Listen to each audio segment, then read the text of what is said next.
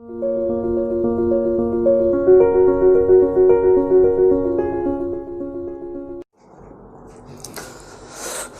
बात करते हैं नेक्स्ट चैप्टर की, नाम है अल्कोहल। सबसे पहले कुछ ऐसे नाम जिनके जो भूल जाते हैं आपको, ये तो फिर भी याद रहते हैं आपको, क्रिसॉल, ऑर्थोक्रिसॉल, मेटाक्रिसॉल, पैराक्रिसॉल, लेकिन ये कैटिकॉल, रिसोर्सिनॉल, हाइड्रोक्विनोन या क्विनॉल ये भूल जाता है, तो इनको आप याद रखिएगा। कभी कभी ये कॉमन नेम देकर रिएक्शन पूछ देता है। प्रिपरेशन की बात करते हैं। अच्छा, जितने भी प्रिपरेशन में अब आगे दिखता जाऊंगा आपको लगेगा कि सब प्रिपरेशन सर ने पहले ही पढ़ा रखा है। यही कारण है कि मेरा चैप्टर बड़ा जल्दी कंप्लीट होता है आगे का। फ्रॉम एल्कीन, अब आप जानते हैं कि एसिड कैटालाइज हाइड्रेशन आपने पढ़ा है, OMDM आपने पढ़ा है, HBO आपने पढ़ा है, तीनों आप पढ़ चुके हैं, इसलिए मैंने खाली हेडिंग डाल दी। From carbonyl compound, carbonyl compound की रिडक्शन, मैंने आपको रिडक्शन टॉपिक में ही 4 कॉलम बनाया था और उसके बाद ढेर सारे रिडक्शन बाद में अलग से भी पढ़ाए। वो सारा रिडक्शन आप पढ़ेंगे और ये सब आपको मिल जाएगा।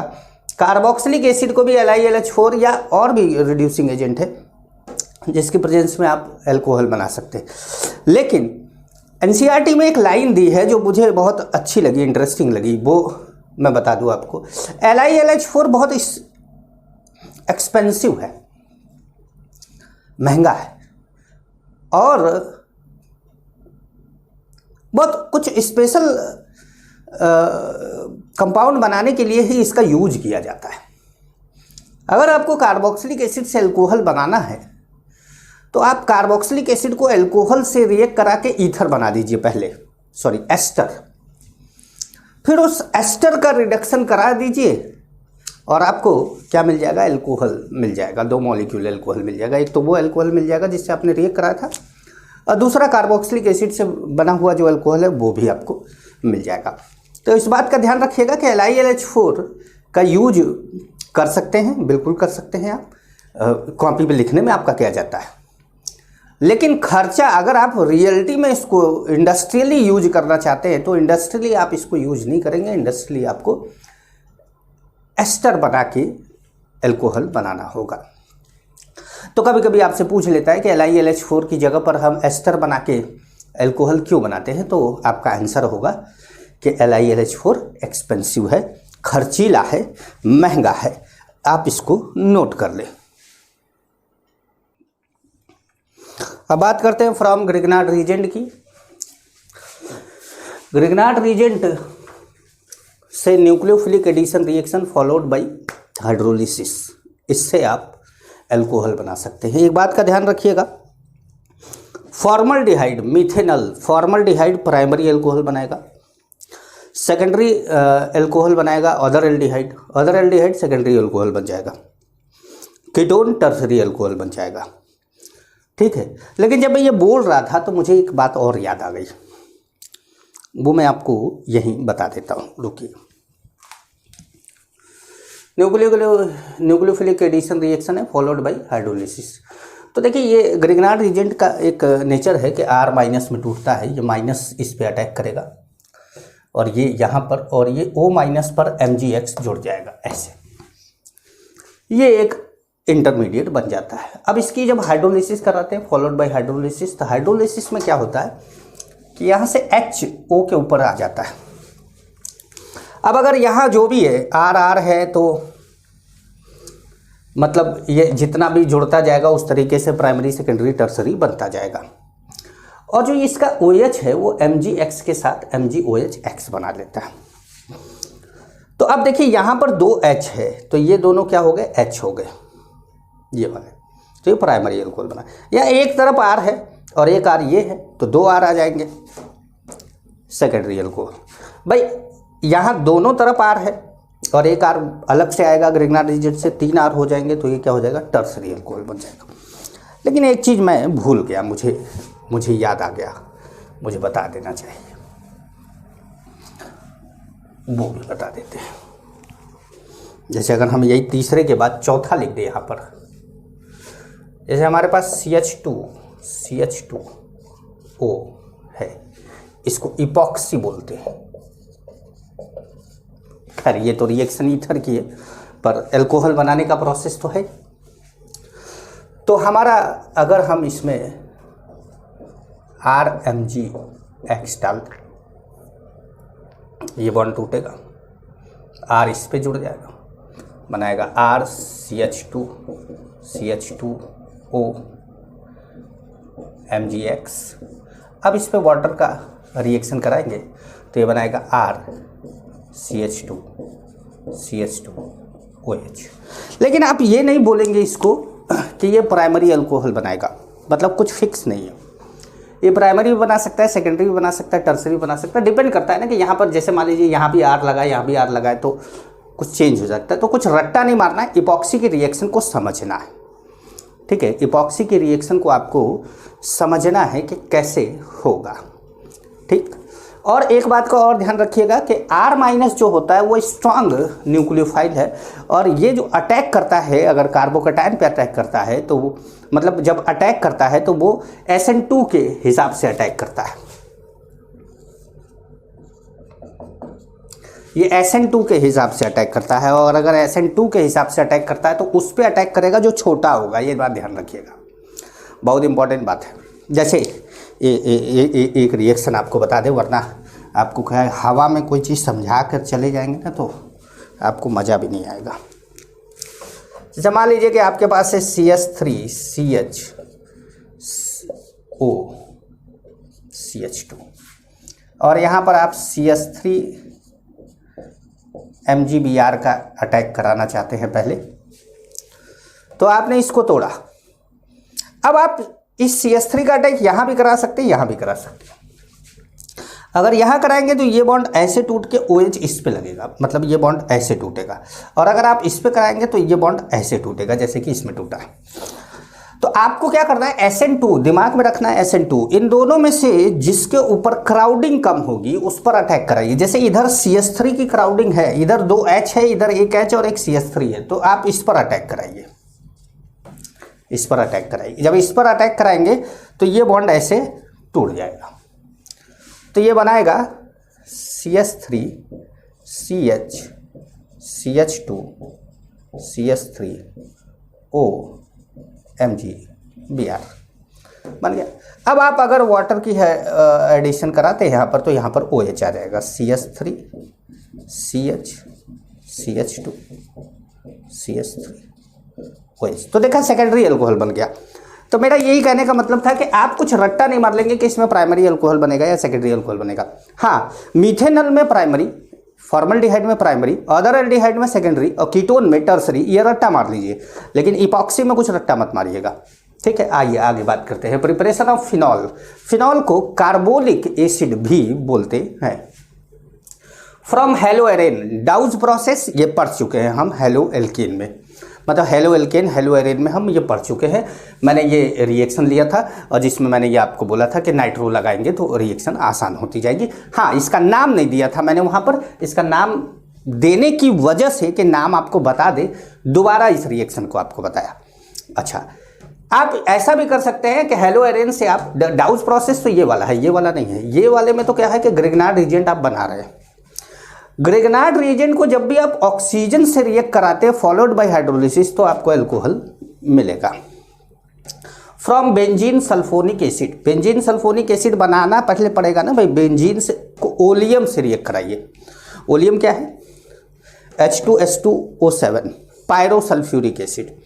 पायरोसल्फ्यूरिक एसिड को जब आप रिएक्ट कराते हैं तो आपको बेंजीन सल्फोनिक एसिड मिलता है, जिसको आप NaOH से रिएक्ट कराते हैं, फ्यूज्ड NaOH, पानी वाला नहीं, फ्यूज्ड NaOH, तो मिल्ट NaOH। तो NaOH से जब आप रिएक्ट कराते हैं तो ये SO3Na बनाता है, जो कि एक अनस्टेबल कंपाउंड है, और तुरंत SO2 गैस निकाल के ONA+ में बदल जाता है। अब यहाँ Na आ गया, H लगाना है तो एसिड से रिएक्ट कराइए, OH लग जाएगा। समझ गए आप? अब बात करते हैं एक और मेथड की। इसी में फिनॉल के 2 और मेथड है, एक तो क्यूमीन प्रोसेस है और दूसरा डाइजोनियम सॉल्ट से है। आप इसको नोट करिए तब तक।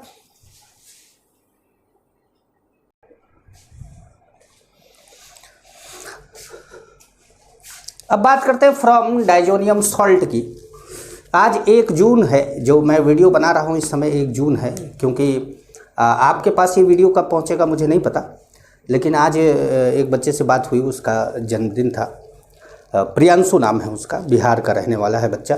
किस शहर का है मेरे से बात होते समय ये नहीं पूछ पाया मैं वो, और मैं उसको जन्मदिन की बधाई देना चाहता हूँ और भगवान करे उसका सिलेक्शन हो और वो अपने जीवन की सारी खुशियाँ पाए। प्रियांशु, अगर तुम सुन रहे हो तो तुमको ढेर सारी बधाई।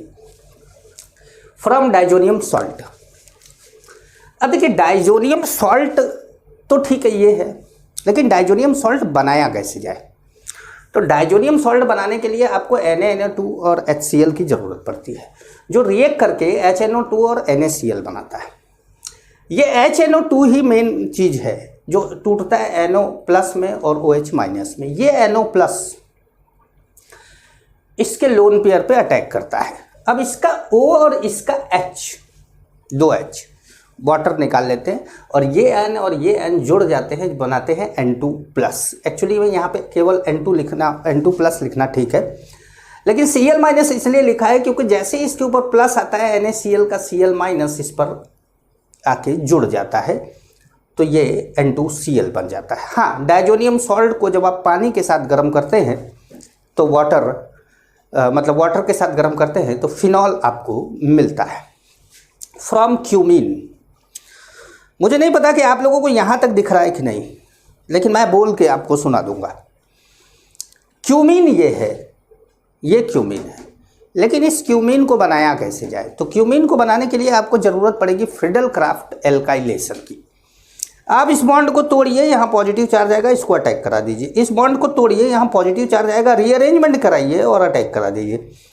इस बॉन्ड को तोड़िए, यहाँ पर H लगाइए, पॉजिटिव चार्ज आएगा, इसका अटैक करा दीजिए। यहाँ पर जो मैंने लिया है वो CH3 CH2 CH2 OH plus H plus लिया है। तो जब OH पर H प्लस का अटैक होगा तो वाटर का मॉलिक्यूल निकलेगा और CH3 CH2 CH2 प्लस बनेगा, एक कार्बोकेटायन बनेगा, प्राइमरी कार्बोकेटायन, जो कि रीअरेंजमेंट होकर सेकेंडरी कार्बोकेटायन बनेगा। और सेकेंडरी कार्बोकेटायन का जब यहाँ पर अटैक होगा तो ये कंपाउंड आपको मिलेगा। क्यूमीन को जब एयर से रिएक्ट कराते हैं तो क्योंकि एयर में जो रिएक्टिव है वो तो ऑक्सीजन है, नाइट्रोजन तो रिएक्टिव है नहीं, मतलब माना जाता है कि रिएक्टिव नहीं है। तो यहाँ पर आपको एक कंपाउंड मिलता है जिसको इंजर्सन रिएक्शन, इंजर्सन का मतलब दो के बीच में घुस जाना। अक्सर आप देखते होंगे कि मम्मी पापा बैठे हुए हैं तो छोटे बच्चे जाकर दोनों के बीच में घुस जाते हैं, उनकी आदत होती है, तो वो इंजर्सन हो गया, मतलब वो अब क्यूमीन हाइड्रोक्सो पेरोक्साइड, नाम याद रखिएगा, ये बनता है। और जब इसको एसिडिफाइड वाटर से रिएक्ट कराया जाता है तो फिनॉल एंड एसीटोन में ये टूट जाता है। यहाँ से ऐसे टूटता है, यहाँ से ये सॉरी, यहाँ से ऐसे टूटता है, ये वाला ग्रुप यहाँ लग जाता है और ये पूरा एसीटोन में निकल जाता है। ये एक इंडस्ट्रियल प्रोसेस है, फिनॉल एंड एसीटोन दोनों को बनाने की, लार्ज स्केल में बनाया जाता है इससे। ठीक है, आप लोग इसको नोट करें। अच्छा, मैं जब बोलता हूँ ना आप लोग इसको नोट करें तो मुझे एक बात याद आती है। क्या है कि एक मूवी है खिचड़ी, बहुत अच्छी लगती है मुझे। मैंने अभी सोचा कि जैसे कि मैं आप लोगों का वीडियो बना के खाली होऊंगा तो यूट्यूब पे इसको देखूंगा, यूट्यूब पे अवेलेबल है। उसमें एक वकील साहिबा हैं हंसाबेन, जिन्होंने कभी वकालत करी नहीं लेकिन पढ़ाई कर रखी थी, वो भी नकल से। तो वो अचानक वकील बनकर आती हैं और वो हर पॉइंट को बोलती है मिलॉट इसको नोट किया जाए। तो वो नोट किया जाए को ऐसे बोलती है, मिलॉट इसको नोट किया जाए। जैसे हम लोग पैसे गिनते हैं नोट, तो वैसे मिलॉट इसको नोट किया जाए। तो आप लोग भी इसको नोट करें।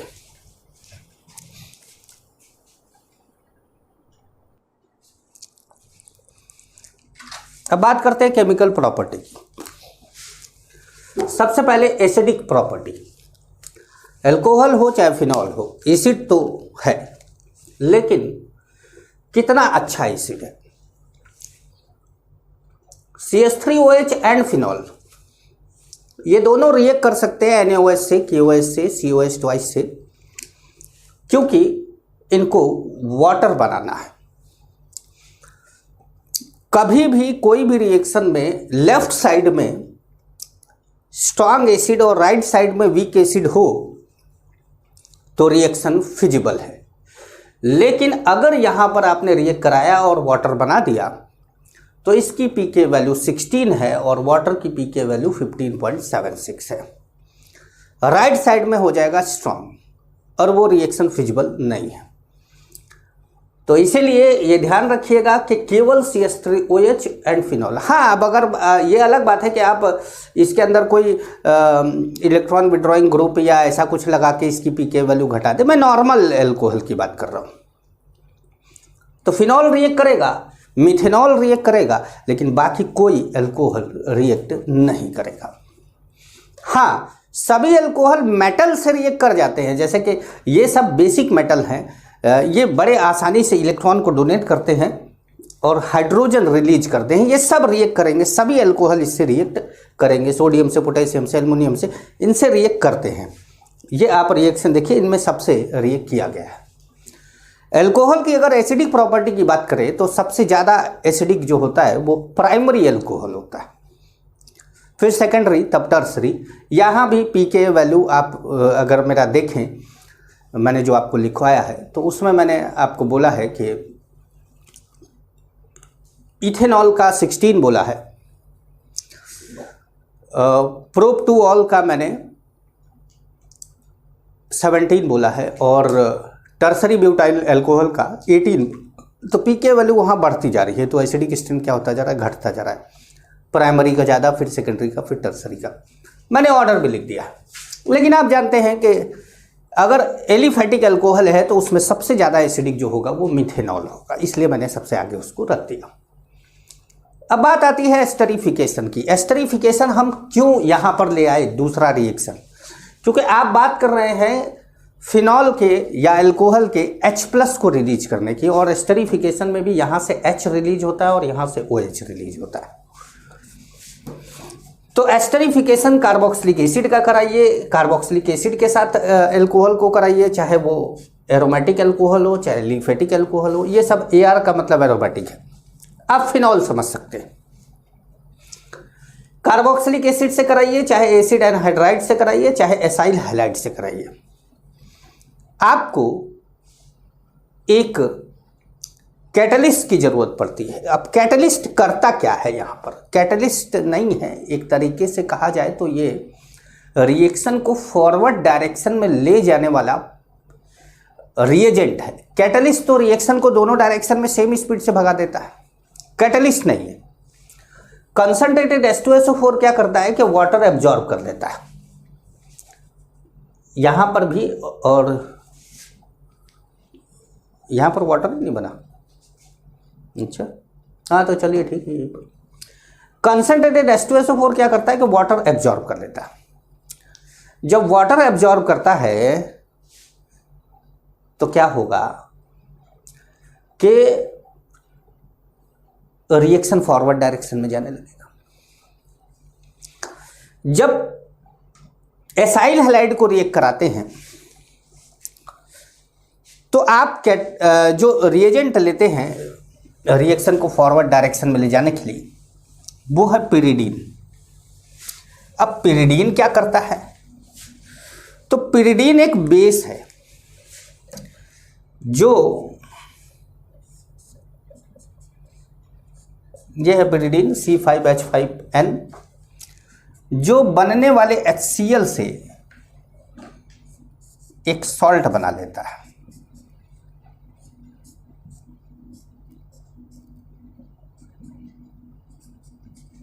ये इससे क्या होता है कि HCl रिमूव हो जाता है। जब प्रोडक्ट रिमूव होगा तो अकॉर्डिंग टू लीच प्रिंसिपल, चाहे वाटर रिमूव हो रहा हो, चाहे HCl रिमूव हो रहा हो, और चाहे कार्बोक्सिलिक एसिड रिमूव हो रहा हो, रिएक्शन क्या होगी, फॉरवर्ड डायरेक्शन में जाने लगती है। तो यही कारण है इसका। अच्छा, एक और रिएक्शन है इसके अंदर, ये एस्टरिफिकेशन में आप एक दवा बनाते हैं एस्प्रिन, उसके बारे में भी बात कर लेते हैं।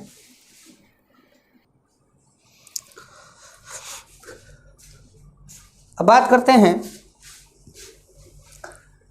एस्प्रिन बनाने के लिए। सैलिसिलिक एसिड इसका नाम है। सैलिसिलिक एसिड कैसे बनाया जाएगा अभी बताते हैं आपको। रीमर टीमन रिएक्शन में बनाते हैं। एसिड एनहाइड्राइड ले लिया आपने, और ये एसिड एनहाइड्राइड का ये वाला पार्ट इस O पर अटैक करके ये कंपाउंड बनाता है जिसका नाम है एसिटाइल सैलिसिलिक एसिड। ये एसिटाइल ग्रुप है, एसिटाइल सैलिसिलिक एसिड, जिसको एस्पाइरिन कहते हैं। एस्पाइरिन एक वाइट कलर का क्रिस्टल है जो एंटीपायरेटिक भी है और एनाल्जेसिक भी है। एंटीपायरेटिक भी है और एनाल्जेसिक भी।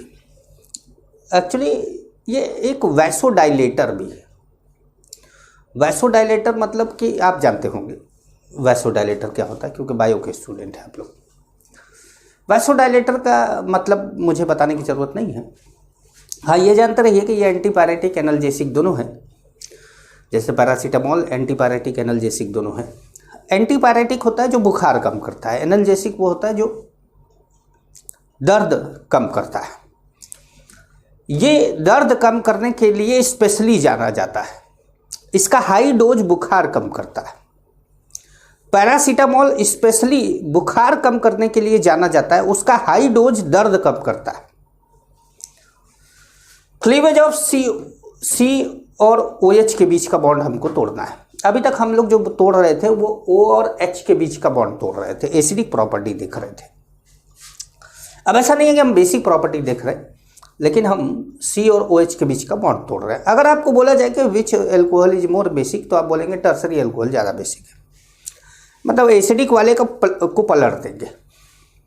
रिएक्शन विद HX के साथ रिएक्शन, चाहे HI HCl HBr कुछ भी ले लीजिए, SN1 रिएक्शन देता है हर एल्कोहल। लेकिन ये 4 एल्कोहल रट्टा मार लीजिए जो SN2 देते हैं। इन 4 एल्कोहल को याद कर लीजिए कि ये SN2 देते हैं, इनको पूछा जाता है आपसे। अच्छा, concentrated HCl and anhydrous ZnCl2 is Lucas reagent and its reaction with alcohol is known as Lucas test। जब इसको आप अल्कोहल से रिएक्ट कराते हैं तो ये RCl का वाइट टर्बिडिटी देता है। टर्सरी अल्कोहल बहुत तेजी से टर्बिडिटी देता है, जिसको हम इमीडिएट टर्बिडिटी बोल सकते हैं। Secondary alcohol within 5 minute turbidity दे देता है, लेकिन प्राइमरी अल्कोहल कोई टर्बिडिटी रूम टेम्परेचर पे नहीं देता।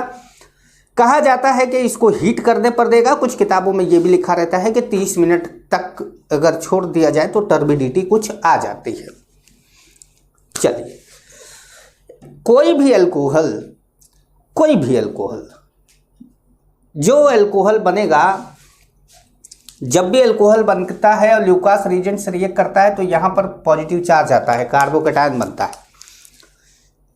कोई भी अल्कोहल का कार्बोकेटायन अगर टर्सरी है या टर्सरी से ज़्यादा स्टेबल है तो वो इमीडिएट टर्बिडिटी देगा। आपको केवल ये रट्टा नहीं मारना है कि टर्सरी ही इमीडिएट देता है।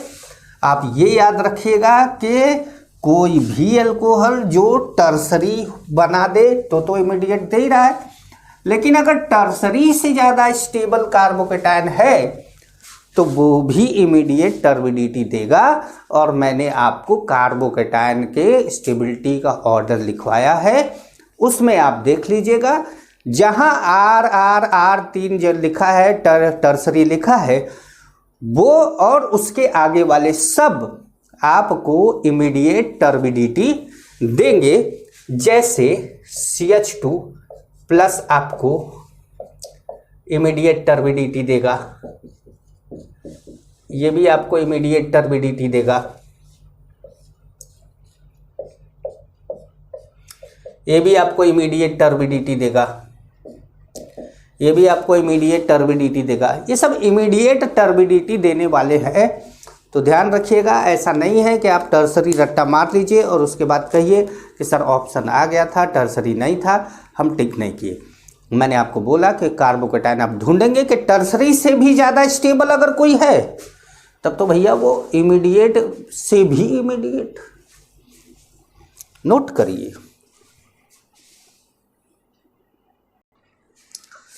अब बात करते हैं डिहाइड्रेशन ऑफ अल्कोहल की। और डिहाइड्रेशन ऑफ अल्कोहल में ये पढ़ चुके हैं आप लोग एल्कीन बनाते समय, लेकिन कुछ टेम्परेचर स्पेसिफिक था इसलिए मैंने लिख दिया। कंसनट्रेटेड H2SO4 या कंसनट्रेटेड H3PO4 के प्रेजेंस में वाटर निकलता है और एल्कीन बनता है। ये रिएक्शन E1 है।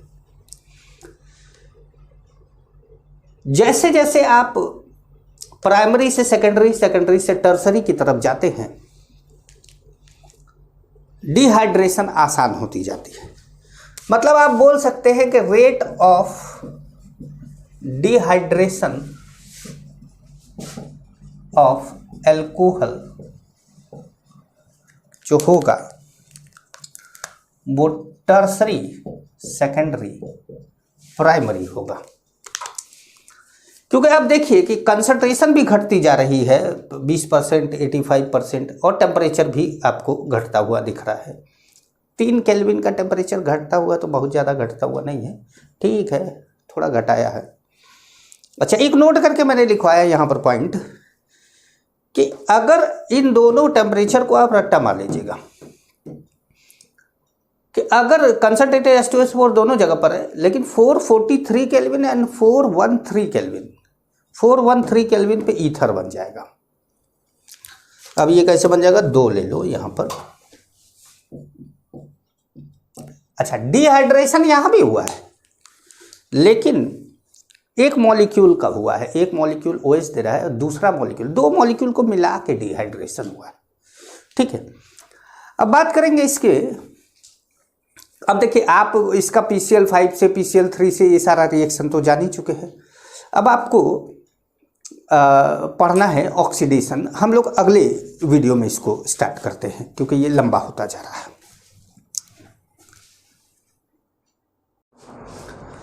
अब देखिए, बात करते हैं ऑक्सीडेशन ऑफ अल्कोहल की। वैसे तो आप ऑक्सीडेशन में सारी चीज़ें पढ़ चुके हैं। स्ट्रॉन्ग ऑक्सीडाइजिंग एजेंट जैसे कि एसिडिक K2Cr2O7 या एसिडिक KMnO4 या एल्कलाइन KMnO4 कंसनट्रेटेड कंडीशन में, क्योंकि डाइल्यूट वाले में तो वो बेयर से रिएजेंट हो जाता है, तो वो अल्कोहल को किस में चेंज कर देता है, कार्बोक्सिलिक एसिड में। लेकिन सेकेंडरी अल्कोहल को वो कीटोन में चेंज कर पाता है, कार्बोक्सिलिक एसिड में नहीं करता, और टर्सरी अल्कोहल को तो ऑक्सीडाइज ही नहीं करता। पर यहां एक बात नोट करके लिखी गई, ध्यान से समझ लीजिए। Tertiary alcohol not give oxidation reaction but in presence of strong oxidising agent like KMnO4 and at high temperature. हाँ, ये ड्रास्टिक कंडीशन है। It gives mixture of carboxylic acid by C bond C cleavage. अब जैसे ये एक tertiary alcohol है, मैंने इस तरह का टर्सरी अल्कोहल जान के लिया है ताकि आपको समझ में आए। आपको सबसे पहले ढूंढना है कि R, ये जो R ग्रुप है तीनों, इनमें सबसे बड़ा कौन सा है। जो सबसे बड़ा है उसको आपको क्या करना है, उसको आपको तोड़ देना। जहां से आप तोड़ेंगे उस वाले कार्बन को COOH में चेंज कर देंगे। अब ये CH3 CH2C ये कीटोन बना लेगा, कीटोन बना लेगा। हाँ, सेकेंडरी अल्कोहल भी कीटोन तक ही ऑक्सीडाइज होता है, तो चलो कीटोन बन गया। क्या कीटोन आगे ऑक्सीडाइज हो सकता है? तो बोला जाता है कि ये सब नॉर्मली कीटोन को ऑक्सीडाइज नहीं करते, लेकिन ड्रास्टिक कंडीशन फिर वही। इन दोनों में आपको देखना है कि कौन एल्काइल ग्रुप बड़ा है। दोनों में से जो बड़ा है उसको तोड़ दो। जैसे ये है बड़ा, इसको तोड़ दिया और इसको बनाया COOH और इसको भी बनाया COOH। तो चलिए, ये बना CH3COOH और ये भी बना CH3COOH। मैं 2 CH3COOH लिख सकता था, लेकिन मैंने दोनों को समझाने के लिए अलग अलग लिखा। तो ये बात समझिए कि अगर सेकेंडरी अल्कोहल है तो डायरेक्ट यहां पहुंचेंगे, लेकिन अगर टर्सरी अल्कोहल है तो पहले एक स्टेप करा के यहाँ या इसके बाद इन दोनों को पहुंचेंगे और तब यहाँ से आगे बढ़ेंगे। मेरी बात समझे आप? मैंने आपको ये सारे ऑक्सीडाइजिंग एजेंट बता रखे हैं, तो आप इनकी मदद से, मैंने ढेर सारे आपको बता रखे हैं। X2 बता रखा है, फेंटॉन्स रीजन, जॉन्स रीजन, ढेर सारा बता रखा है, आप उसको करिएगा। ठीक है, चलिए आगे बढ़ते हैं, फिनॉल के बारे में कुछ बात करते हैं। केमिकल प्रॉपर्टी ऑफ फिनॉल की। फिनॉल या कोई भी एरोमेटिक कंपाउंड हो, उसकी खासियत है इलेक्ट्रोफिलिक सब्स्टिट्यूशन रिएक्शन देना। सबसे पहले बात करते हैं नाइट्रेशन की। अगर आप डाइल्यूट HNO3 लेते हैं तो ऑर्थो या पैरा पर NO2+ का अटैक होता है, जो कि एक इलेक्ट्रोफाइल है। लेकिन अगर आप कंसनट्रेटेड HNO3 लेते हैं और आप चाहते हैं कि सब जगह पर अटैक हो, ऑर्थो पैरा सब पर, पिक्रिक एसिड बन जाए आपका, 2,4,6 ट्राइनाइट्रोफिनॉल बन जाए, तो बनेगा तो, लेकिन बहुत कम इल्ड में, 10% पुअर इल्ड होता है ये। Nowadays, picric acid is prepared by treating phenol first with concentrated H2SO4, which converts into 2,4-disulfonic acid। ये है 2,4-disulfonic acid, ठीक है। अब इसको क्या करते हैं कि हम जब HNO3 के साथ ट्रीट कराते हैं तब आपको पिक्रिक एसिड मिलता है। लेकिन यहाँ पर यह है कि ये मिक्सचर मिलते हैं, जैसे ऑर्थो पे भी अटैक हुआ मिलता है, पैरा पे भी मिलता है, ऑर्थो पैरा दोनों पे मिलता है, लेकिन आपको ज़्यादातर पैरा वाला मिलता है। तो यहाँ पर आपको पहले फ्रैक्शनल डिस्टिलेशन से इनको अलग करना पड़ता है, उसके बाद फिर इसको आप रिएक्ट कराते हैं। हैलोजिनेशन फिनॉल की हैलोजिनेशन के लिए, वैसे तो आप हैलोजिनेशन बेंजीन रिंग पे हैलोजिनेशन कराने के लिए हैलोजन प्लस कोई लुईस एसिड लेते हैं, आप वो ले सकते हैं। लेकिन OH इतना स्ट्रांग ऑर्थोपैरा डायरेक्टर होता है कि आपको यहाँ पर पोलरिटी की ज़रूरत नहीं पड़ती। ये इलेक्ट्रॉन रिच होने के कारण इलेक्ट्रोफाइल अपने आप जनरेट होता है और अटैक होता है। सॉल्वेंट जो होता है वो लेस पोलरिटी का हो या नॉन पोलरिटी का हो तो चलेगा, जैसे CS2 क्लोरोफॉर्म या CCl4। आपको ऑर्थो या पैरा पर हैलोजन का अटैक मिलेगा। पैरा वाला मेजर होगा क्योंकि OH का -I लगेगा और वो डिस्टेंस पे डिपेंड करता है। +R तो डिस्टेंस पे डिपेंड करता नहीं, वो तो सब तरफ बराबर लगेगा। अगर आप इसी को ब्रोमीन वाटर के साथ रिएक्ट करा दे तो आपको व्हाइट प्रेसिपिटेट मिल जाएगा।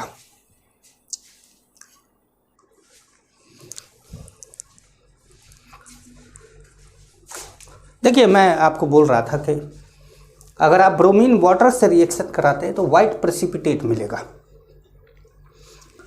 2,4,6 ट्राइब्रोमोफिनॉल का। सल्फोनेशन एक रिएक्शन है, इसमें ये KCP kinetically control product and TCP thermodynamically control product दोनों के बारे में आप लोगों से डिस्कस हुआ है।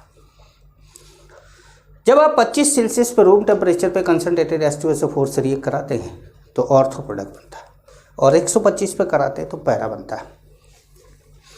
अगर आप ऑर्थो वाले को हीट कर देते हैं तो रीअरेंजमेंट से वो पैरा बना देता है।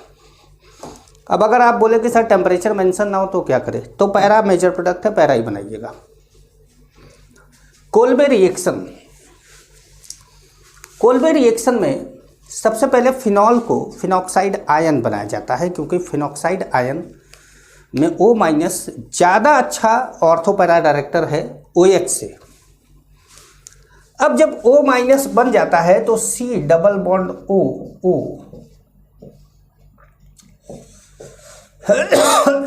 ये इलेक्ट्रोफाइल की तरह वर्क करता है,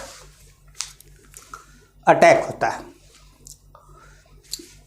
इस नेगेटिव पर Na का अटैक होता है और यहां से निकलने वाले H ऊपर चला जाता है।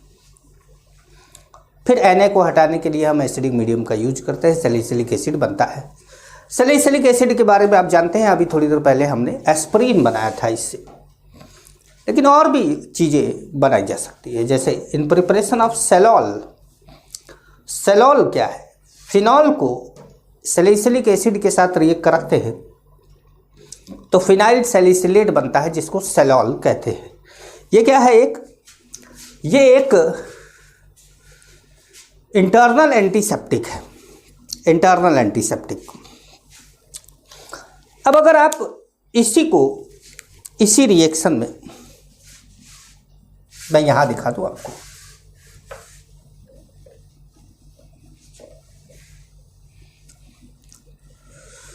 इसी रिएक्शन में अगर आप इसको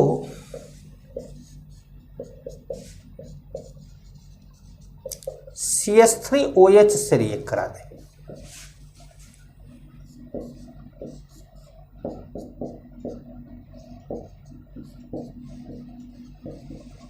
ये बन जाएगा। इसको बोलेंगे मिथाइल सैलिसिलेट।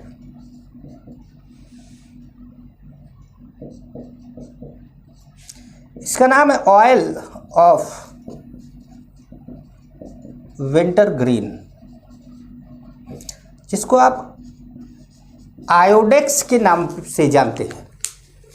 आयोडेक्स मलिए काम पे चलिए, आप लोगों ने सुना होगा ऐड, आयोडेक्स के नाम से जानते हैं। तो आयोडेक्स क्या है?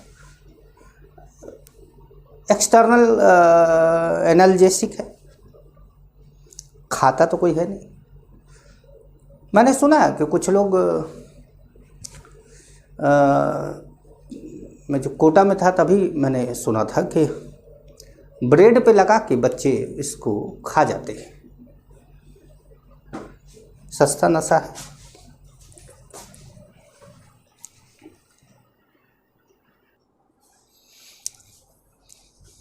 देखिए, बात करेंगे रीमन टीमन रिएक्शन की।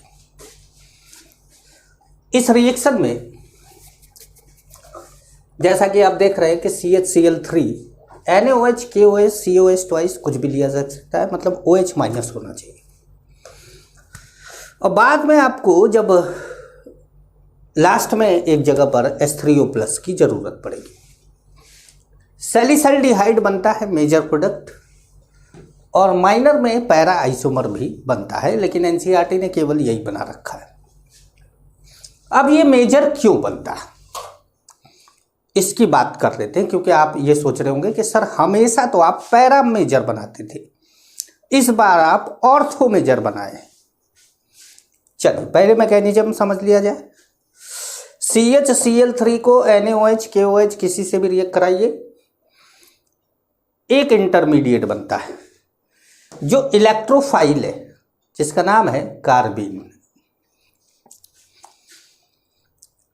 जब बेंजीन फिनॉल को बेस की प्रेजेंस में रिएक्ट कराते हैं तो वो बनाता है O-। ठीक है। अब ये जो O- है ना, O-,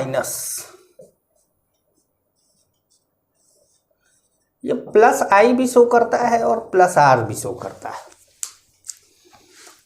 तो लो, हो गया ना जवाब।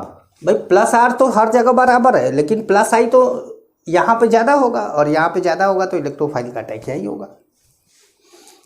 इसलिए इस कार्बीन रूपी इलेक्ट्रोफाइल का अटैक यहाँ होता है, और ये स्लो स्टेप है। रट्टा मार लीजिए, 2 इंटरमीडिएट बनता है। NCERT ने एक इंटरमीडिएट दिया है, वो तो उसका हक है पूछने का, लेकिन ये इंटरमीडिएट भी पूछा जाता है। पहला इंटरमीडिएट ये बनता है, कैसे बना है ये दिख रहा है आपको। ये कुछ गड़बड़ लग रहा है कि ऐसे कर, हाँ। और दूसरे इंटरमीडिएट में H का अटैक इसके ऊपर होता है, ये बनता है। अच्छा, यहाँ पर O- के साथ Na+ है, O- Na+, O- Na+, है ना। अब NaOH KOH जो भी है, OH- का अटैक होता है, Cl को हटाता है। अब क्योंकि वो बेंजाइल कार्बोकैटायन बनाएगा और बैक साइड से स्टेरिकली हिंडर्ड है, तो इसका मतलब है SN1 रिएक्शन होगा, स्टेबल कार्बोकैटायन है, SN1 रिएक्शन होगा। OH का 2 बार अटैक होगा, लेकिन एक कार्बन पर 2 OH स्टेबल नहीं होता, एल्डिहाइड बना देगा। पर अभी भी यहाँ पर Na लगा हुआ है। इस Na को हटाने के लिए आपको ये H3O+ की जरूरत पड़ेगी। H3O+ लगाएंगे आप, फिर आपको सैलिसल्डिहाइड मिल जाएगा। इस रिएक्शन में डाइक्लोरोकार्बीन एक इलेक्ट्रोफाइल है, ये बात आपको ध्यान रखने लायक है। ये रिएक्शन इलेक्ट्रोफिलिक सब्स्टिट्यूशन रिएक्शन है, ये बात आप समझ ही रहे होंगे, मैंने लिख दिया। अगर मैं यहीं पर आपको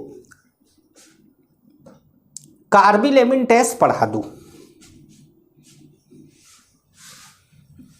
कार्बिल अमाइन टेस्ट, बहुत ढेर सारा लिखने की जरूरत नहीं पड़ेगी हमें।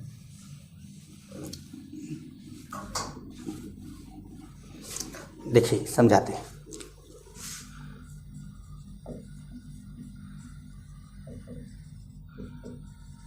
रिएक्शन एमीन का है, एमीन वाले चैप्टर में पढ़ाया जाता है, यहाँ पढ़ा दे रहे हैं, ध्यान रखिएगा। एमीन में हेडिंग डाल के छोड़ देंगे। कार्बिल टेस्ट में क्या होता है कि RnH2 को, ध्यान रखिएगा, 2H की जरूरत पड़ती है। नाइट्रोजन पे 2H होना चाहिए तभी कार्बिल टेस्ट देगा।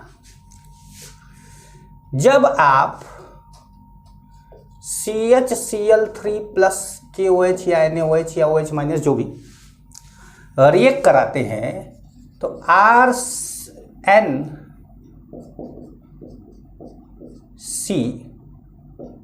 बनता है।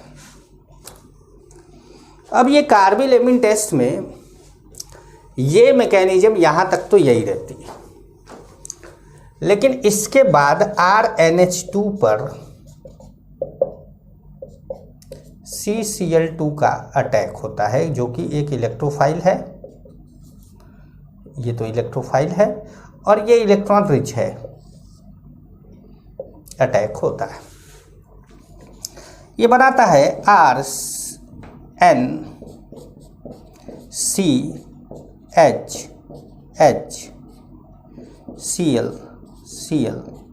Minus plus.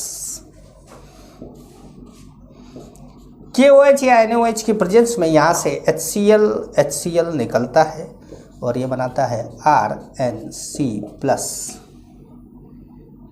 KCl plus H2O। 2 H2O भी बना लीजिए। एक बार आप रिएक्शन देखिए इसको।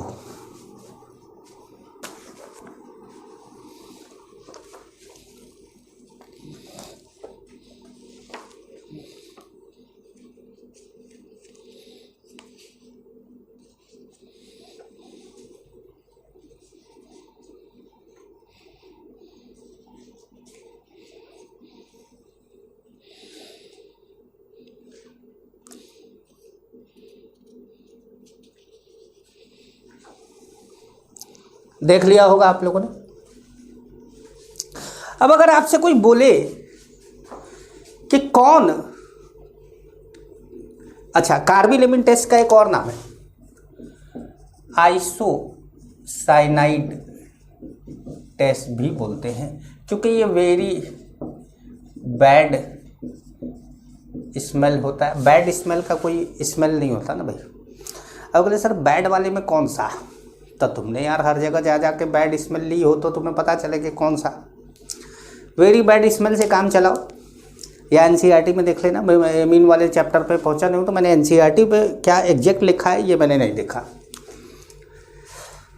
तो अब यहाँ पर क्या है कि जैसे NH2 बेंजीन रिंग ये टेस्ट देगा, कोई RnH2 ये टेस्ट देगा, RnHR ये नहीं देगा, RnRR ये भी नहीं देगा।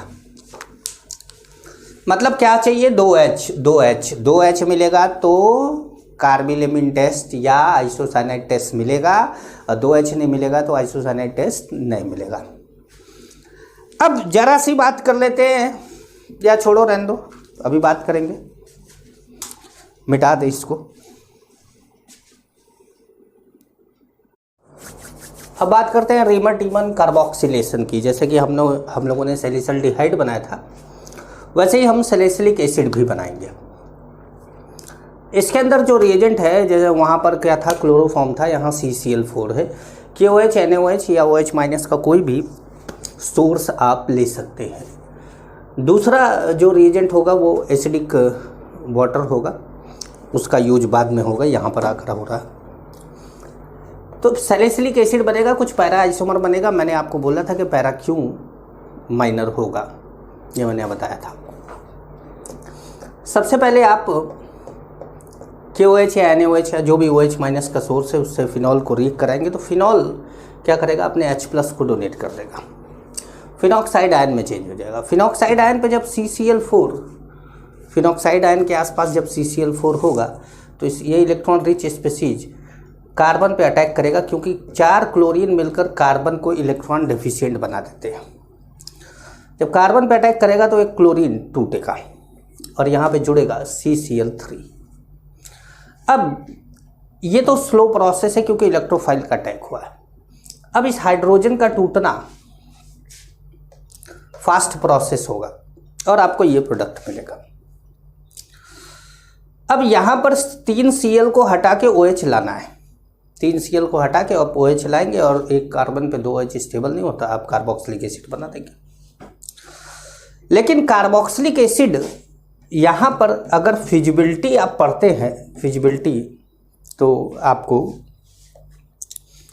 पता चलेगा कि ये स्ट्रॉन्ग एसिड है और अगर ये फिनॉल होता, OH होता तो ये वीक एसिड होता, तो ये इसका ट्रांसफर, H का ट्रांसफ़र यहाँ होगा क्योंकि ये सॉल्ट है, इस समय ये बनेगा और उसके बाद फिर एसिडिक मीडियम में आप ट्रीट कराएंगे तो आपको सैलिसिलिक एसिड मिलेगा। अगर आप फिजिबिलिटी ऑफ रिएक्शन नहीं जानते हैं या नहीं समझ पा रहे हैं तो आप वीडियो को मेरा देखिए, फिजिबिलिटी ऑफ, मेरे ख्याल से आपको मिल जाएगा या मेरे चैनल पे भी पड़ा हुआ है, फिजिबिलिटी रिएक्शन का मिल जाएगा आपको। रिडक्शन ऑफ फिनॉल, फिनॉल के रिडक्शन में आपको मैंने 3 रिएक्शन लिखवाई है। एनसीईआरटी में एक ही रिएक्शन दिया हुआ है, पहला वाला जिंक डस्ट जब फिनॉल से रिएक्ट करता है तो वो बेंजीन बनाता है, बीच का O ले लेता है, ZnO बना लेता है। निकल हाइड्रोजन के साथ रिएक्ट कराते हैं तो निकल के साथ, प्लेटिनम के साथ या पैलेडियम के साथ, तो आप जानते हैं कि डबल बॉन्ड को ये किस में चेंज कर देता है, सिंगल बॉन्ड में, तो ये साइक्लोहेक्सेनॉल बना देगा, साइक्लोहेक्सेनॉल। और जब फिनॉल को हाइड्रोजन के साथ रिएक्ट कराते हैं इन प्रेजेंस ऑफ MnO यहाँ पर कैटलिस्ट का काम करता है, तो H2O के साथ रिएक्ट करके H2O बनाता है और एक बार फिर बेंजीन मिलता है आपको इसी की तरह पर, ये इसी की जैसा। ठीक है, अब इसमें थोड़ी सी बात कर लेते हैं ऑक्सीडेशन की, कि फिनॉल का ऑक्सीडेशन कराएंगे तो क्या होगा। अब बात करते हैं फिनॉल के ऑक्सीडेशन की।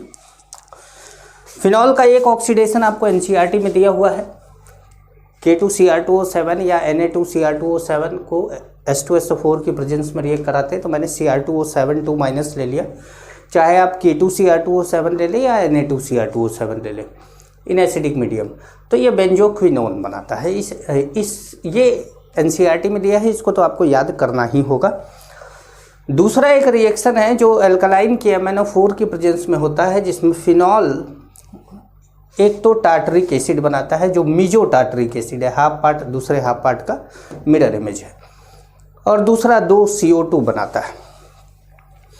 फॉर्मेशन ऑफ फिनोप्थलीन, फिनोप्थलीन ही बोल सकते हैं, फिनोप्थलीन इंडिकेटर है, डाई नहीं है, फिनोप्थलीन इंडिकेटर है। अब फिनोप्थलीन कैसे बनाया जाए, पहले तो आप थैलिक एसिड को हीट करते हैं तो बनाता है थैलिक एनहाइड्राइड। इस थैलिक एनहाइड्राइड को जब आप फिनॉल के साथ रिएक्ट कराते हैं,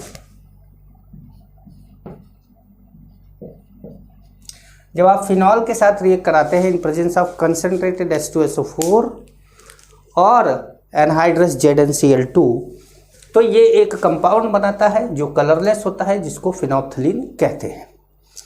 जब NaOH इसमें डाला जाता है तो NaOH डालने पर ये दोनों में से कोई एक एसिडिक हाइड्रोजन अपना डोनेट करता है, यहाँ से ये रेजोनेंस के थ्रू यहाँ डबल बॉन्ड बनता है और ये वाला बॉन्ड टूटता है, और ये वाला बॉन्ड टूटने पर ये जो Na+ है वो यहाँ चला जाता है और जो रिजल्टेंट कंपाउंड का कलर होता है वो पिंक या रेड कलर का होता है।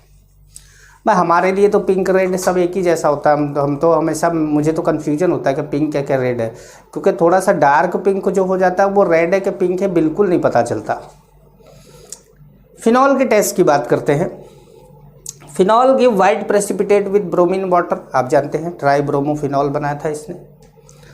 फिनॉल या सभी इनॉल, फिनॉल ही नहीं सभी इनॉल वायलेट कलर देते हैं विद न्यूट्रल FeCl3 सोल्यूशन, ये रट्टा मार लीजिए एकदम।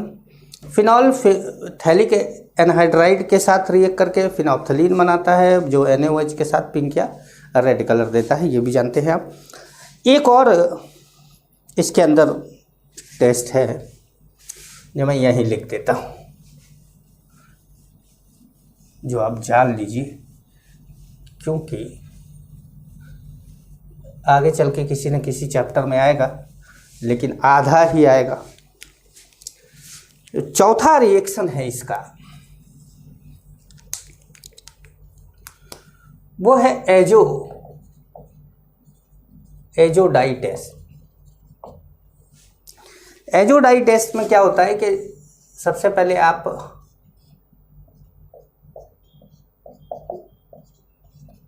डाइजोनियम सॉल्ट लेते हैं,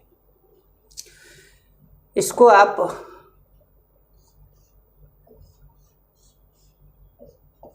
फिनॉल के साथ रिएक्ट कराते हैं, तो ये जो पीछे वाला पैरा वाला हाइड्रोजन है वो इससे रिएक्ट करता है और यहाँ पे ये बनाता है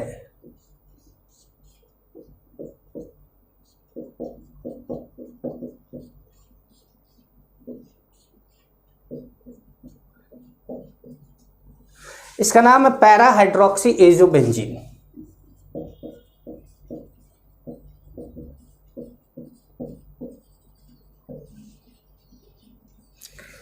और ये ऑरेंज कलर का होता है। तो इस डाई के बनने से ये कंफर्म हो जाता है कि ये क्या है, फिनॉल है। अगर आप इसको नोट कर लें या 2 मिनट देख लें या वीडियो रोक करके नोट कर लें, तो मैं इसी में एक और रिएक्शन आपको बता दूं। अगर यही NH2 होता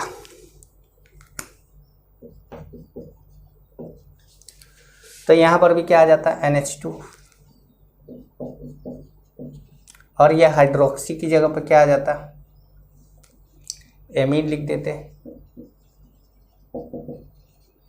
और ये ऑरेंज की जगह पर आपका येलो कलर हो जाता। मतलब एमीन का टेस्ट भी है ये, एनिलीन का। तो फिनॉल का टेस्ट अगर होगा तो ऑरेंज कलर का डाई बनेगा, अगर एनिलीन का टेस्ट होगा तो येलो कलर का डाई बनेगा। दोनों में डिफरेंस ये है। एनिलीन का टेस्ट भी मैंने इसीलिए आपको बता दिया यहीं पर, जो डाई टेस्ट है याद रखिएगा। अब बात करते हैं ईथर की।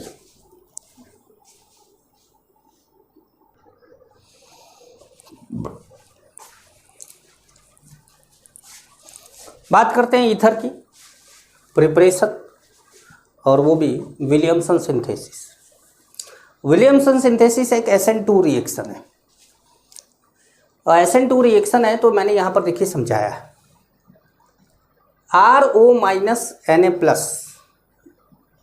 सोडियम एल्कोक्साइड में जो ये RO- है एक स्ट्रॉन्ग न्यूक्लियोफाइल है। इस R' पर जो एल्काइल हैलाइड है उसके R' पर बैक साइड से अटैक करता है। 100% इन्वर्जन भी होगा अगर ये क्या हो, कायरल हो, तो 100% इन्वर्जन आपको दिख जाएगा। वैसे तो 100% इन्वर्जन तो हमेशा है। ROR- बनेगा जो कि एक ईथर है, लेकिन ये R' ये एल्काइल ग्रुप वाला एल्काइल हैलाइड के R' क्या नहीं हो सकता, ये टर्सरी नहीं हो सकता, ये एरोमेटिक रिंग से जुड़ा हुआ हैलोजन नहीं हो सकता, ये विनाइलिक हैलाइड नहीं हो सकता, और ये ब्रिज हेड कार्बन पे जुड़ा हुआ हैलोजन नहीं हो सकता। NCERT ने कहा है कि tertiary alkyl halide give E2 reaction, alkene बना देता, लेकिन ये तीनों रिएक्शन ही नहीं देते। मतलब मैंने तो यहाँ लिखा है कि नॉट गिव विलियमसन सिंथेसिस, तो ठीक है, ये टर्सरी भी विलियमसन सिंथेसिस तो नहीं दे रहा, तो ये चारों ये पॉइंट हमारा सही है कि नॉट गिव विलियमसन सिंथेसिस, लेकिन नॉट गिव रिएक्शन नहीं बोल सकते क्योंकि रिएक्शन कुछ ना कुछ तो दे रहा है टर्सरी वाला, बाकी सब तो नहीं दे रहे। अब जैसे मैंने यहाँ पर एक क्वेश्चन के फॉर्म में आपको दिया हुआ है, जैसे हमको ये ईथर बनाना है। अब इस ईथर के लिए हमको एक सोडियम एल्कोक्साइड चाहिए और एक एल्काइल हैलाइड चाहिए। वो ये भी हो सकता है, वो ये भी हो सकता है। इन दोनों में से हम क्या चुने? तो देखिए हमारा एल्काइल हैलाइड टर्सरी नहीं होना चाहिए और हमारा यहाँ एल्काइल हैलाइड टर्सरी है, तो इसका मतलब है कि हम इसको चुनेंगे, ये हमारे लिए गलत है, ये एल्कीन बना देगा। अब देखिए यहाँ पर भी दो रिएक्शन है जो कि ईथर बना रहा है, तो यहाँ पर देखिए कि ये हैलाइड ये नहीं हो सकता, मतलब ये वाला रिएक्शन हमारा नहीं हो सकता, और एल्काइल हैलाइड और कोई तो हो सकता है, तो ये होगा। तो इस तरीके से आप चुन सकते हैं एल्काइल हैलाइड। यहाँ पे प्राइमरी सेकेंडरी कोई भी लीजिए चलेगा, लेकिन टर्सरी मत लीजिए, हेलोएरेन मत लीजिए, विनाइल हैलाइड मत लीजिए, और ब्रिज हेड कार्बन पर जुड़ा हुआ हैलाइड मत लीजिए। एक खास बात है बॉइलिंग पॉइंट में, इसलिए मैंने फिजिकल प्रॉपर्टी की बात करी। आमतौर पे हम जानते हैं कि अल्कोहल का बॉइलिंग पॉइंट ईथर से ज़्यादा होता है। जैसे इसका एनसीईआरटी के डेटा के हिसाब से इसका 290 केल्विन है, लेकिन एल्केन का बॉइलिंग पॉइंट ईथर से ज़्यादा, वो भी कंपेरेबल मॉलिक्यूलर मास में। ये एनसीईआरटी का डेटा जो दिया हुआ है, सही दिया है कि गलत दिया है मुझे नहीं पता, लेकिन क्योंकि हम अगर डायपोल डायपोल इंटरेक्शन या बेंट स्ट्रक्चर और ये डायपोल ये सब चीज़ लगा दे तो बोलेंगे कि ईथर का डायपोल मोमेंट ज़्यादा है, एल्केन से डायपोल डायपोल इंटरेक्शन होगा, ईथर का बॉइलिंग पॉइंट ज़्यादा होगा, ऐसा हम लगा सकते हैं। लेकिन एनसीईआरटी ने बोला है कि एल्केन का छोड़िए, पेंटेन का 3 लगा दे, हाँ 3 ही, पेंटेन का बॉइलिंग पॉइंट डाईइथाइल ईथर से ज़्यादा है। पेंटेन का बॉइलिंग पॉइंट डाईइथाइल ईथर से ज़्यादा है। इसका तो उसने बोला है 390, इसका 309 और इसका 307। एक बार एनसीईआरटी का डेटा भी देख ले। ईथर का दिया है 307.6 और पेंटेन का दिया है 309.1, ये डेटा है। तो बॉइलिंग पॉइंट आप याद रखिएगा, क्योंकि अब मान लीजिए कि इस तरह का कुछ क्वेश्चन दे दिया तब तो जो है गड़बड़ हो जाएगा। ठीक है, अब बात करते हैं ईथर के केमिकल प्रॉपर्टी की।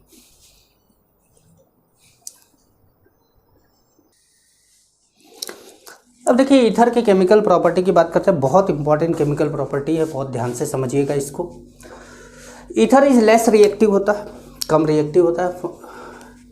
क्यों कम रिएक्टिव होता है? क्योंकि C double bond O bond जो क्लीवेज होता है, उस क्लीवेज में बॉन्ड एनर्जी बहुत ज़्यादा लगती है और ये बहुत ड्रास्टिक कंडीशन में रिएक्ट करता है और विद एक्सेस ऑफ HX। लेकिन जब आप एक्सेस ऑफ HX डालते हैं, ईथर जब रिएक्ट करके एक मॉलिक्यूल अल्कोहल बनाता है, तो आप जानते हैं कि अल्कोहल भी HX से रिएक्ट करता है। तो फिर अल्कोहल भी HX से रिएक्ट करके 2 मॉलिक्यूल RH बनता है। अगर ये दोनों एल्काइल ग्रुप है, तो अगर एरोमेटिक रिंग है दोनों में से कोई भी एक, तो फिर एक ही मॉलिक्यूल RH आपको मिलेगा। मैं दोनों समझाता हूँ आपको, लेकिन पहले न्यूक्लियोफिलिक सब्स्टिट्यूशन, ये न्यूक्लियोफिलिक सब्स्टिट्यूशन रिएक्शन है ये वाली, इसको समझिए। ये SN1 SN2 दोनों में से कोई भी हो सकता है। इन दोनों में से कोई भी ग्रुप एलाइल हो, बेंजाइल हो, जगह कम है, एलाइल हो, बेंजाइल हो, टर्सरी हो या कोई और इनसे ज़्यादा स्टेबल कार्बोकेटायन हो, मैं फिर से बोल रहा हूँ एक बार, ये 3 ही नहीं, या इनसे भी ज़्यादा स्टेबल कोई कार्बोकेटायन हो, तो वो हमेशा SN1 देगा। चाहे ये दोनों हो और चाहे दोनों में से कोई एक हो, तो वो SN1 देगा।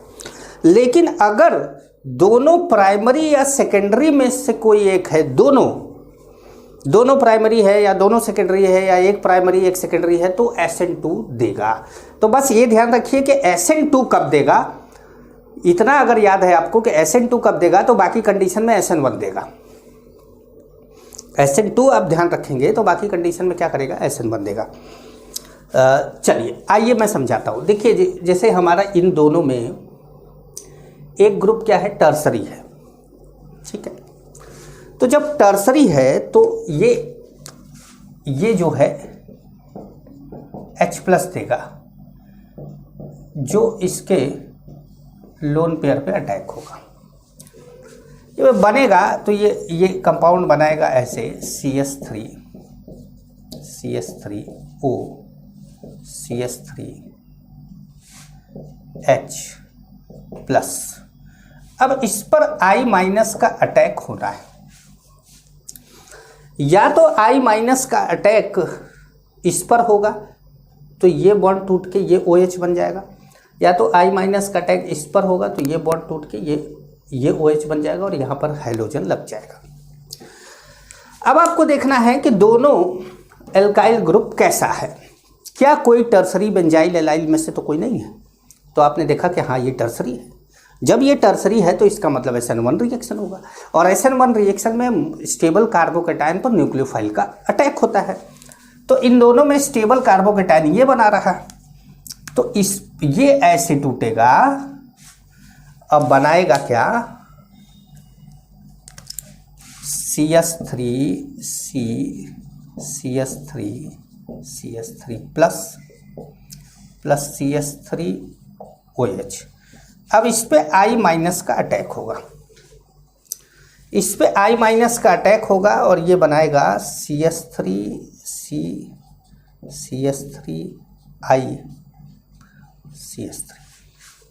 ठीक है। हाँ, ऐसा नहीं है कि इस पर अब HI का अटैक नहीं होगा, इस पर भी HI का अटैक होगा। ये बनाएगा CH3OH,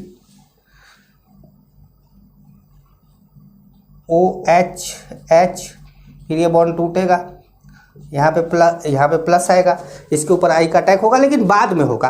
अगर आपको एक एल्काइल हैलाइड और एक अल्कोहल प्रोडक्ट देता है तब आपको ये डिसाइड करना पड़ता है कि कौन एल्काइल हैलाइड बनाएगा, कौन अल्कोहल बनाएगा। जैसे फर्स्ट वाली रिएक्शन में, तो फर्स्ट वाली रिएक्शन में जब आपको ये कहता है कि एक एल्काइल हैलाइड बनाएगा, एक अल्कोहल बनाएगा, कौन एल्काइल हैलाइड बनाएगा, कौन अल्कोहल बनाएगा, तो आपको ये सोचना होगा कि मेरा रिएक्शन कैसा है। मेरा रिएक्शन SN1 है या SN2 है। जैसे मैं और एक एग्जांपल आपको लेकर बताऊं।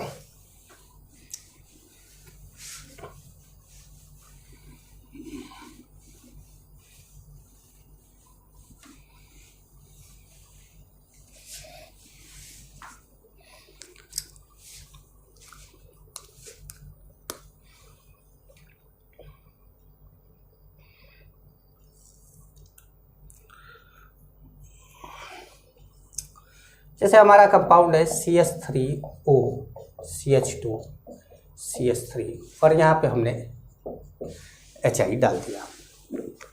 जब हमने HI डाल दिया तो H प्लस का अटैक लोन पेयर पे हो गया और ये कंपाउंड भी बन गया।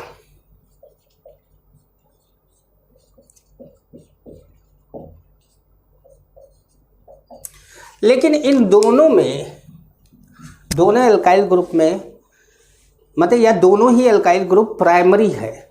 दोनों एल्काइल ग्रुप क्या है, प्राइमरी है। मतलब रिएक्शन कैसा होना है, SN2। और जब SN2 रिएक्शन होता है तो जो न्यूक्लियोफाइल होता है वो बैक साइड से अटैक करता है,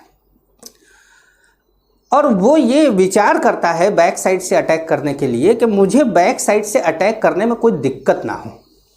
तो अगर इस CH2 पर बैक साइड से अटैक हो तो ये CH3 थोड़ा प्रॉब्लम कर सकता है, पर अगर इस CH3 पे बैक साइड से अटैक हो तो कोई भी प्रॉब्लम नहीं आएगी।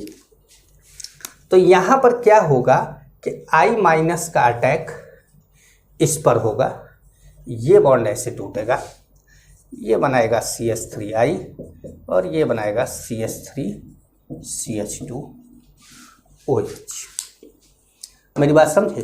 तो ये रिएक्शन क्या है, SN2 है, और ये रिएक्शन क्या था, SN1 था। ध्यान समझ पा रहे हैं आप लोग? तो मैं एक और एग्जांपल लूं।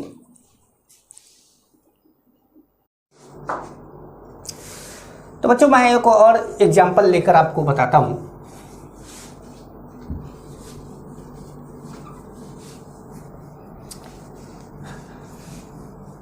मान लीजिए कि हमारे पास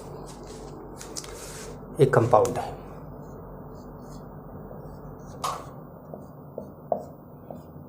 OCH3। इस पर आपको HBr का अटैक कराना है। तो आपने विचार किया, पहले तो आपने क्या करा, HBr का अटैक कराना है तो सबसे पहले आपने इसको OCH3H ऐसे बना दिया, ठीक है। अब आप ये जान रहे हैं कि ये वाला बॉन्ड तोड़ना आसान नहीं होता, क्योंकि यहाँ PDCH होता है, तो इसीलिए आप I- का अटैक इस पर करा दें। ये बेंजाइल नहीं है, ये तो फिनाइल है, बेंजाइल नहीं है, ये स्टेबल कार्बोकेटायन नहीं बना रहा। समझ पा रहे हैं? तो जब भी आपको ऐसा लगे कि बेंजीन रिंग से जुड़ा हुआ है तो आप इस तरह का प्रोडक्ट बनाएंगे, CH3I + OH, ठीक है। अब मान लीजिए आपके पास एक और कंपाउंड मैं ले लूँ,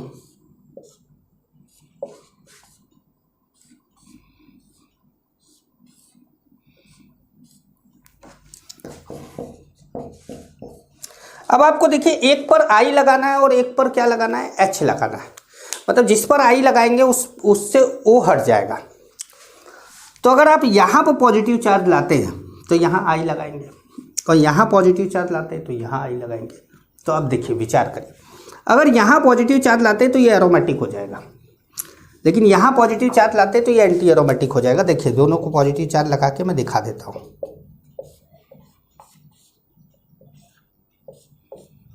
तो ये एंटी एरोमेटिक हो गया, ये एरोमेटिक हो गया। इसका मतलब पॉजिटिव चार्ज यहाँ आएगा। अगर पॉजिटिव चार्ज यहाँ आएगा तो I का अटैक यहाँ होगा और O इसके साथ जाएगा। दैट मीन्स जो प्रोडक्ट हमारा बनेगा वो OH और ये वाला होगा। मेरी बात समझ पा रहे हैं आप लोग? और बना दें, जैसे मान लीजिए कि एक और ले लेते हैं।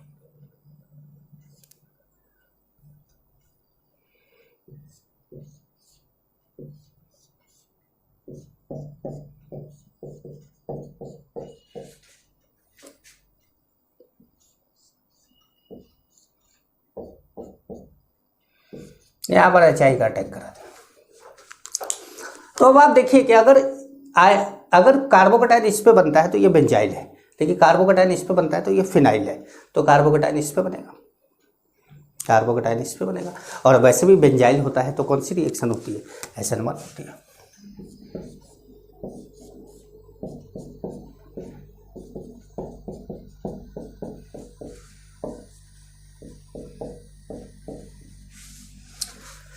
समझ पा रहे हैं मेरी बात को? बिल्कुल समझ पा रहे होंगे, ठीक है। आगे बात करते हैं। अब बात करते हैं इलेक्ट्रोफिलिक सब्स्टिट्यूशन रिएक्शन की। OR एक अच्छा ऑर्थोपैरा डायरेक्टर है, लेकिन क्योंकि फिनॉल जैसे बात इसके अंदर इसलिए नहीं आ रही है क्योंकि बेसिक मीडियम में O- बनाने के बाद वो +I इफेक्ट भी शो करने लगता था, इसलिए वहाँ पे ऑर्थो वाला मेजर हो जा रहा था, पैरा वाला माइनर हो जा रहा था। यहाँ पे सब में पैरा वाला मेजर होगा और ऑर्थो वाला क्या होगा, माइनर होगा।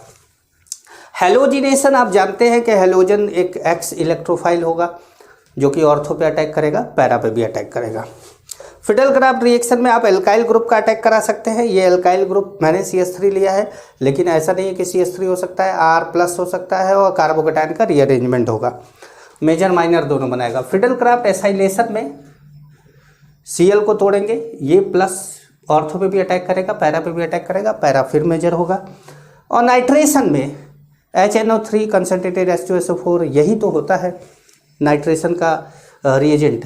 NO2+ का अटैक होगा ऑर्थो पे एंड पैरा पे, और पैरा फिर एक बार क्या होगा, मेजर होगा।